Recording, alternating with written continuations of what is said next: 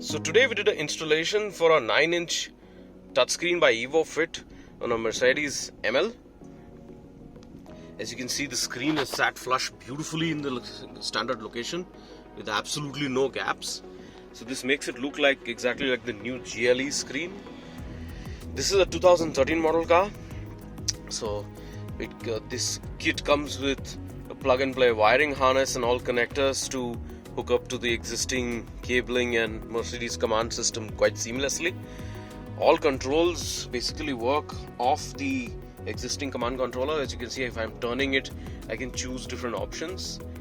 The user interface, what you see out here, is the latest one we have right now. This is called the NTG MBUX. So this is basically the command software system, which is the latest version by Mercedes Benz. That's what our system looks like. This is an Android based system. If I just hit on Navi, straight away pulls up Google Maps. This is a new device, so a bunch of settings have to be done, and a bunch of permissions to be given. This system also has wireless Apple Carplay. As you can see, our iPhone got connected and Carplay is kind of loading, but we will do that later.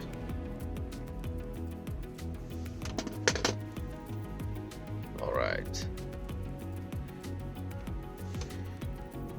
Now you see this logo called the NTG mode. If I enable NTG mode, it just pulls up the old Mercedes menus. As you can see, the menus look really dark and sharp, unlike the dull look which the standard old screen gives. So all the controls continue to work as it is. As you can see, the menus operating. One important thing to remember is all sounds originating from the new screen upgrade is going to work out of aux, and our AMI aux connector, which is basically inside the glove compartment, as you can see out here, should be activated and enabled for you to be able to hear sounds from the system. Alright, if I touch the screen, it goes back to the Android menus. This system supports lossless music format, so I could say select music and it will start playing something from our pen drive. Right now it's reading up. Sound quality is excellent. Unlike some of the cheap quality Android units which do not produce good sound output, you can listen to this one. The speakers, etc., everything is original in this car, so nothing's been upgraded except for the entertainment screen so far.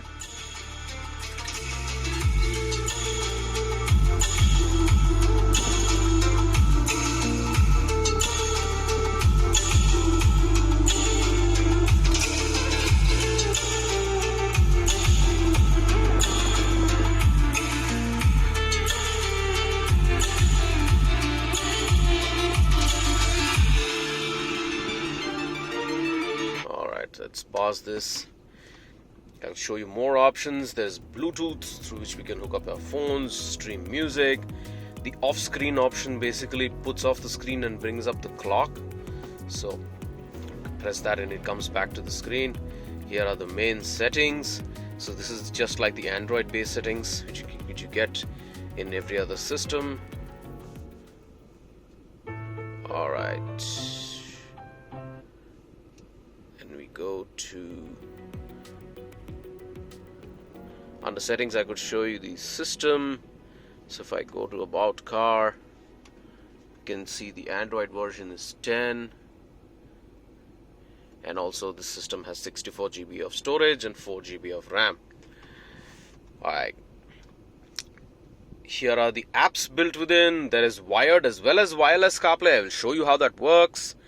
Dashboard is an interesting function. If we select dashboard, it just picks up like the data from the canvas system, like the RPM. Like right now, if I rev the car, the RPM fluctuates and that shows pretty much simultaneously on the screen. It shows up the speed, how many kilometers the car has run, whether the seat belt's engaged, all of that good stuff. DSP is basically like an equalizer, so we could adjust fine tune to the sound. It also has features like a time delay, a loudness controller, a smart brace crossover, and a speaker crossover. It's pretty much advanced DSP based system. System has full integration through CAN bus with the existing AC controls. So if you see the controls, if I adjust any of the controls out here, it just shows up at the bottom of the screen. So I could adjust the temperature and the fan speed and stuff, and it would show up right here. So it's got full control in terms of showing what mode the AC is running on, whether it's auto, what is the each side's temperature, and different things just show up right here. Fully integrated. Then we go to apps. Now under apps, we've got the usual home shortcuts are there. This system also supports 3D 360 parking system, so we could add a 3D 360 camera system, and that would work beautifully with this, fully integrated. Here is AutoLink. Now the AutoLink is the app through which Apple CarPlay wirelessly works on this system. Other than that, we've got a bunch of widgets, like we've got a file explorer to copy files. We've got a GPS tester to see if our GPS module is working properly. There is Play Store by which we could install applications. Then there's Spotify music already installed here, YouTube, host of different functions. Alright, so I'll show you guys the AutoLink CarPlay now. So right now the iPhone's wirelessly connected already with the system.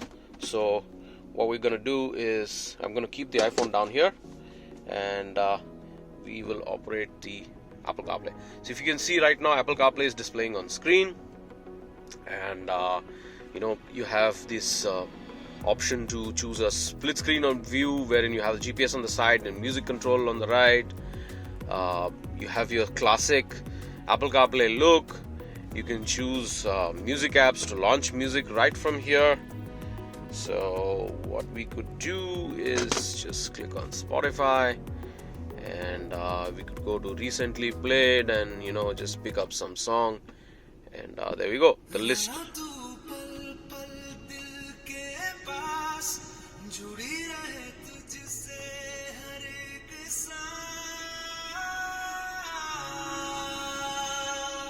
Okay, with this we could actually use voice commands too. So I could say, "Hey Siri, navigate to MG Road please." Getting directions to NH75 Bengaluru. Alright, so without me touching the screen at all, just using a voice command, we could plot the GPS and start navigating. NH75. So this is using Apple Maps. West on First Main Road, then turn left onto Cambridge Main Road.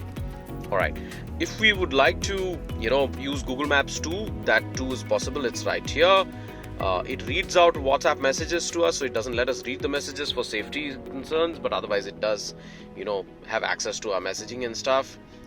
I could say, "Hey Siri, stop the navigation."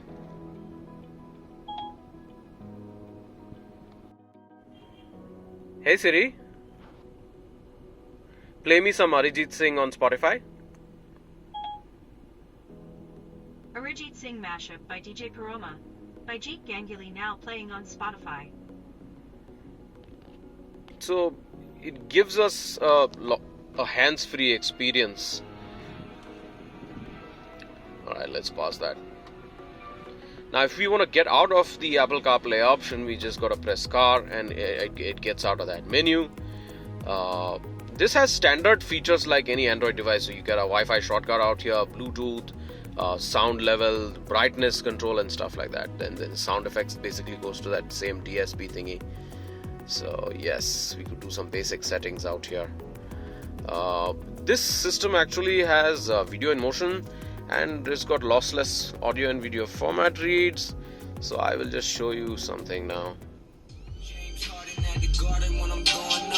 see the gold around my neck, I'm just showing up. You looking at the best, baby, I ain't gonna stop. Reaching for the mountaintop. And the mountains really coming. Forever climbing around it, what the fuck am I becoming? Shit is so dope, got the 12 right summons. Always like the Pope, from hell I've been running, yeah. From hell I've been running all of my life.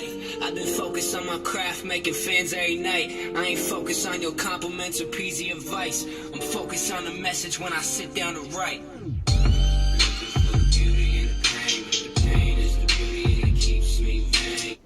Really clear. We also have installed an aftermarket reverse camera on this car. So if I engage the reverse gear,